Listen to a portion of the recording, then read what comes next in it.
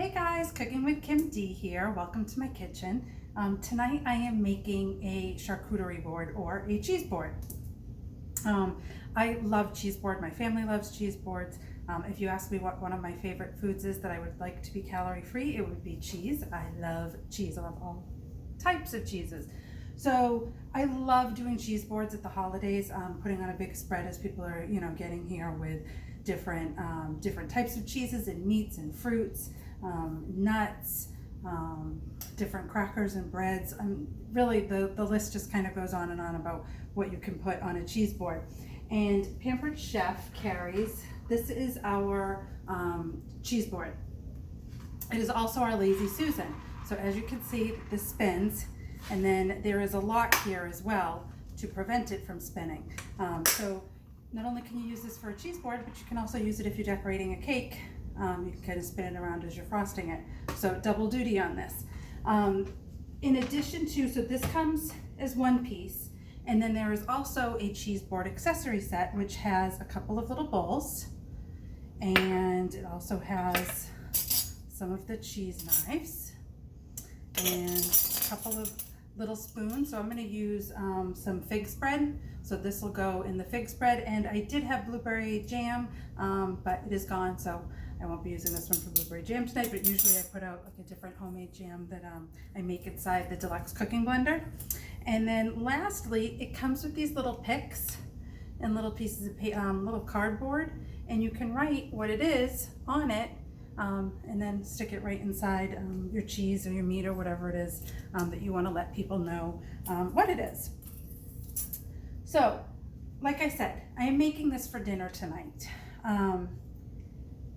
I'm making a very large cheese board for dinner for a family of 5. But the reason I do that is, if I'm going to prep it all tonight, I want to be able to eat it for the next couple of days. My kids love taking cheese and crackers and meats and stuff for lunch, actually, with a little bit of fruit. So we're going to be able to pick on it the next couple of days. So one night of cutting and a couple of days of enjoying. So a couple of things. Because this is not big enough for what I am going to make, this is an old Pampered Chef wicker basket that used to hold our pizza stone, one of our original pizza stones. We do not carry this anymore, but if you have some kind of basket or something like that, I'm just going to take a napkin and put that on top. You could use a really decorative dish towel, whatever it might be. This will go on. So I'll stack up my cheeses and my meats. I'll lay my crackers around. Now I'm also making some cranberry chive goat cheese balls. The recipe says it makes 30. I haven't made this recipe before, so I'm not 100% sure if it's going to make 30, but I know they're not going to fit on that cheese board. So this is our new pizza peel. So this is new this fall in the catalog, and obviously this would work great with our new pizza stone that we have that is preheatable, and you can also put in the dishwasher now. I know we told you for years not to put your stones in the dishwasher, but now we have a line of stoneware that can actually go in the dishwasher.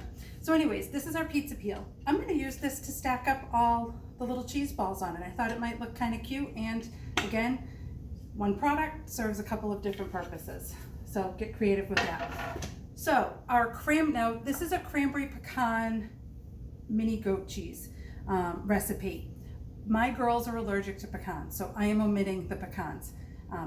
The rest, I will put the recipe together for you guys that calls for it, but you can obviously omit it. So I did make this up ahead of time because I needed the cheese to be soft while I mixed it all together, but then I wanted it to be a little bit more solid before I scooped it. So in here I have some cream cheese, some goat cheese, some shredded sharp cheddar, which I did on our microplane adjustable fine grater. So how this works is when you get it, it will probably be flat like this. And if you push here, this is what opens it. So you can actually do it right over the bowl, all right? Or you can stand it up and shred it this way.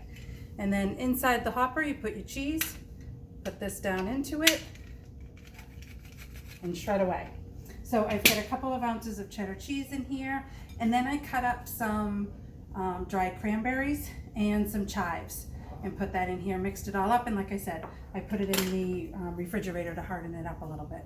Then I'm going to use my little, this is the smallest of the 3 scoops. This is about a tablespoon. The medium is about 2 tablespoons, and the large is about 3 tablespoons.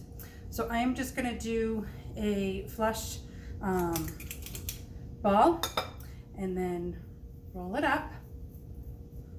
And then I have some cranberries here, and I have some cut up chives. So I'm going to try putting it in the chives, and I'm just going to kind of roll it around. Pick it back up, roll it around. I'm probably going to need to cut more chives. I just didn't cut enough right now. And it makes this cute little ball. Then these are some gluten-free pretzel sticks. And here's our little goat cheese ball. So I'm going to make those. Now, one tip for your cranberries. I tried cutting up, because the cranberries need to be really fine. I tried putting them in the manual food processor. I think they're just too sticky for that, because the manual food processor does a great job chopping things up, but I think just because the cranberries are so sticky, it didn't work well. Then I tried the food chopper. They stuck up here, right against where the blades were. So that didn't work too well either. Again, I just think they're too sticky. So tried and true, our 8-inch chef's knife. You will notice on our knives, the Pampered Chef logo here, this is where you want to pinch your knife.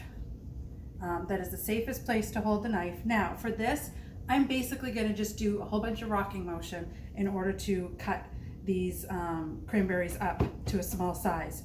So I'm gonna hold the front of the blade on the top and keep that kind of centered, or keep that stationary, and then I'm going to move my blade around, and then every once in a while bring it together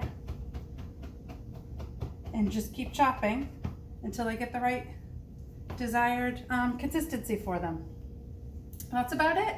So I will, my daughter Kaylee is here. She cut up some of the fruit for me and everything. So we're going to put all this together, and I'll show you what these are a couple. So we did a couple of the cheese balls. Aren't they cute? They're so sweet. I was trying to tie a bow on the cranberry one, but the chives are not long enough. I bought the ones that are already pre-cut. They're just not long enough. If you had the full length chives, you could probably tie a little bow around them, which would be super cute. So there we go. We have our cranberry, if you want pecans in them, cranberry pecan mini goat cheese balls, and charcuterie board. So I'll show a picture. I'll put a copy of the recipe for these in the comments, and I think that's about it. So cheers. Have a great night.